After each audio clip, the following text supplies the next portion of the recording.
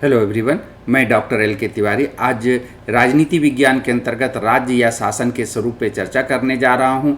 राज्य या शासन का जो स्वरूप है वह शासन की शक्तियों के प्रयोग के मूल रूप में एक स्थान से अगर किया जाता है तो एकात्मक शासन, और कई स्थानों पे अगर होता है तो उसे संघात्मक शासन कहता है। तो इसी पे मैं आज चर्चा करूंगा और इसके अंतर्गत इस चर्चा के दरमियान जो है इसके अर्थ को देखेंगे, परिभाषा, विशेषता, गुण, दोष और दोनों में मूल अंतर क्या है, इस पर हम संक्षेप में चर्चा करेंगे। सबसे पहले हम देखते हैं कि राज्य या शासन का जो स्वरूप है, तो राज्य के स्वरूप को एकात्मक शासन और संघात्मक शासन, ये दो स्वरूप होते हैं। और सरकार का जब हम स्वरूप की बात करते हैं तो संसदात्मक सरकार और अध्यक्षात्मक सरकार, ये दो रूप होते हैं।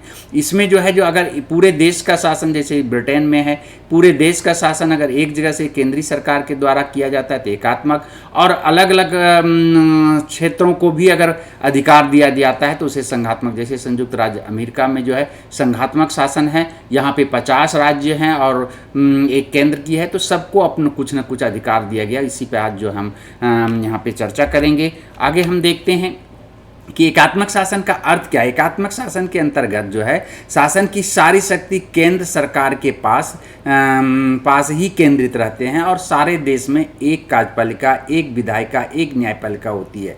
प्रांतीय और प्रादेशिक सरकारें केंद्रीय सरकार के प्रतिनिधि बनकर ही कार्य करती है और देश के शासन का संचालन करता है। जैसे ब्रिटेन में है इस प्रकार की सरकार है, फ्रांस में है, चीन में है, इटली में है, जापान में है, जर्मनी में, इन सब देशों में एकात्मक शासन देखने को मिलता है। लेकिन एक शुद्ध रूप से एकात्मक शासन का रूप ब्रिटेन में आपको देखने को मिलता है। अब इधर देखते हैं उसी के साथ संघात्मक शासन। संघात्मक शासन प्रणाली में क्या कहता है कि राज्य की शक्ति संविधान द्वारा केंद्र और संघ की घटक इकाइयों के बीच विभाजित होता है। अर्थात इसमें दो प्रकार की सरकारें होती हैं, एक संघ की सरकार होती है और दूसरा राज्यों की सरकार या प्रांतों की सरकार। दोनों सरकार सीधे संविधान से ही शक्तियां प्राप्त करते हैं, दोनों अपने अपने क्षेत्र में स्वतंत्र रहते हैं, दोनों की सत्ता मौलिक रहती है, दोनों का अस्तित्व संविधान पर निर्भर करता है। इस तरह की शासन व्यवस्था जो है अमेरिका में, संयुक्त राज्य अमेरिका जिसको कहते हैं, ऑस्ट्रेलिया, स्विट्जरलैंड, भारत आदि देशों में देखने को मिलता है। लेकिन एकदम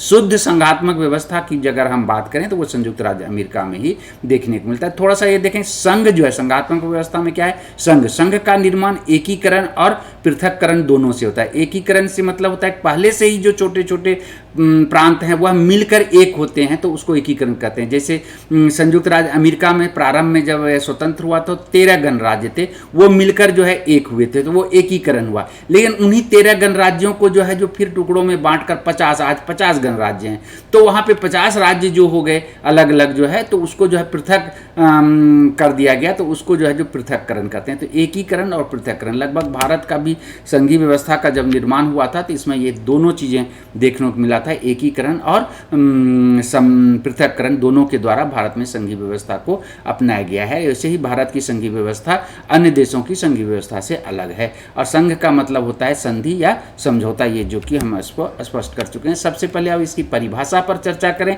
तो एकात्मक शासन व्यवस्था की जो परिभाषा, जैसे बिलोवी ने दिया है कि एकात्मक शासन में प्रथम बार तो सारी शक्तियां केंद्र सरकार को दे दी जाती है और वह सरकार जिस प्रकार उचित समझे इन शक्तियों का विभाजन स्वतंत्र रूप से प्रादेशिक सरकार को करते हैं। लगभग डायसी का भी कथन यही है कि एक केंद्रीय शक्ति के द्वारा जो है शासन की सर्वशक्ति का प्रयोग किया जाता है, वह एकात्मक शासन है। लगभग इसी तरह से गार्डनर ने भी कहा है। अब देखें थोड़ा सा संघात्मक शासन की परिभाषा को, तो हरमन फाइनर ने जो कहा है कि संघात्मक राज्य वह है जिसमें सत्ता और शक्ति का एक भाग संघ इकाइयों में निहित होती है जबकि दूसरा भाग केंद्रीय संस्थाओं में होता है जो क्षेत्रीय इकाइयों के समुदाय द्वारा जानबूझकर स्थापित की जाती है। दूसरा परिभाषा जैसे डायसी ने बताया कि संघात्मक शासन वह राजनीतिक योजना है जिसका उद्देश्य राष्ट्रीय एकता और राज्यों के अधिकारों में समन्वय स्थापित करना था। हैमिल्टन ने जो है जो बताया कि संघ राज्यों का एक समुदाय है जो नए राज्यों का निर्माण। इस तरह से आपने देखा कि ये सारी इनकी परिभाषाएं हैं। थोड़ा और आगे देखते हैं। इन परिभाषाओं अर्थ के आधार पर एकात्मक शासन की निम्नलिखित विशेषताएं निकाली जा सकती है कि एकात्मक शासन में क्या होता है, केंद्रीकृत शासन व्यवस्था होती है। जैसे इंग्लैंड में एक ही पूरे राज्य में केंद्रीकृत होता है, एक ही नागरिकता होती है। स्थानीय सरकारें जैसे होते हैं, तो वह जो है जो केंद्र की इच्छा के अनुसार काम करते हैं। स्थानीय शासन का महत्वहीन होता है, उतना महत्व नहीं दिया जाता, जो केंद्र की योजनाएं होती है उसी को लागू करना पड़ता है। और एकात्मक शासन में जो है लिखित भी संविधान हो सकता है और अलिखित भी, जैसे लिखित संविधान एक फ्रांस में है और लिखित संविधान ब्रिटेन में। तो ये सारी जो है कुछ विशेषताएं इसकी देखने को मिलते हैं। संघात्मक शासन की अगर हम बात करें तो यहाँ इसकी ये सारी विशेषताएं अनिवार्य है, जैसे लिखित संविधान का होना, यहाँ पे संविधान की सर्वोच्चता होती है, शक्ति का विभाजन होता है, केंद्र और राज्य की शक्ति का इसमें स्पष्ट विभाग, दोहरी शासन व्यवस्था होती है, स्वतंत्र न्यायपालिका होते हैं, यहाँ तक कि दोहरी नागरिकता होती है, स्वतंत्र झंडे होते हैं। ये सारे बहुत सारी इसकी जो है जो विशेषताएं जो है संघात्मक शासन की है। जैसे संयुक्त राज्य अमेरिका में है, यहाँ 50 गणराज्य इसकी चर्चा किए थे, 50 राज्य हैं, हम गणराज्य भी बोलते हैं क्योंकि उसको स्वतंत्र कर दिया गया है। तो इस तरह से की बातें जो है जो संयुक्त राज्य अमेरिका में देखने को मिलता है। अब दोनों के गुण दोषों को अगर देखें तो एकात्मक शासन के जो गुण या महत्व होगा वो संघात्मक शासन का वही चीजें दोष हो जाता है। जैसे शीघ्रता, शासकीय कार्यों में विलंब नहीं होता है, किसमें? एकात्मक शासन में। तो यहाँ पे क्या होता है कि निर्णय लेने में विलंब होता है कि राज्य की सरकार लेगी फिर केंद्र सरकार लेगी, तो इसमें निर्णय की विलंब होता है। उसी तरह से आप देखते हैं कि जो एकात्मक शासन का गुण यह है कि केंद्र राज्य संघर्ष नहीं होता है, और जबकि हम संघात्मक शासन में यही चीज़ें हो जाती है कि दोनों के बीच संघर्ष होता है, जटिलताएँ देखने को मिलती है। एकात्मक शासन में जो है राष्ट्रीय एकता मिलती है, जबकि संघात्मक शासन में यह जो है दोष है कि वहाँ राष्ट्रीय एकता जो है जो गंभीर समस्या बन, कभी कभी प्रांत जो अपने को स्वतंत्र होने की आवाज़ उठाने लगता है। साथ साथ नीति की एक रूपता होती है, संघात्मक शासन में नीति की एक रूपता देखने को नहीं मिलता है। यहाँ पे राज्य की कभी अलग और केंद्र की अलग, और अगर दोनों क्षेत्र की अगर सरकारें अलग अलग राजनीतिक दल की है तो और ज़्यादा जो है ये विविधताएँ देखने को मिलता है। जनता में शासन के प्रति विश्वास की भावना होती है, एकात्मक शासन की एक गुण है। एकात्मक सरकार होने से शासन में व्यय की मितव्ययता होती है, कम व्यय होता है, जबकि संघात्मक शासन अधिक खर्चीला होता है। केंद्र की अलग होती है विधायिका, कार्यपालिका, न्यायपालिका, और प्रत्येक राज्यों की विधायिका, कार्यपालिका, न्यायपालिका अलग होती है। इस पे खर्चे अधिक होते हैं, बहुत दोहरे खर्च जो है देखने को मिलता है, जबकि एकात्मक शासन में दोहरी खर्च नहीं होता है। एकात्मक शासन छोटे देशों के लिए उपयुक्त है, जबकि संघात्मक शासन छोटे देशों की अपेक्षा बड़े देशों के लिए उपयुक्त होता है। यह गुण है संघात्मक शासन के। तो ये सारी जो है गुण, और एक के गुण और दूसरे के दोष होते हैं। उसी तरह से आप देखेंगे कि जो एकात्मक शासन के जो दोष होंगे वही संघात्मक शासन के गुण हो जाएंगे। कि यहाँ पे शक्तियों का केंद्रीकरण होने के कारण निरंकुशता का भय होता है, और यहाँ पे क्या है, विकेंद्रीकरण होने के कारण जो है इसमें लोकतांत्रिक भावना पर आधारित होता है। क्या? संघात्मक शासन।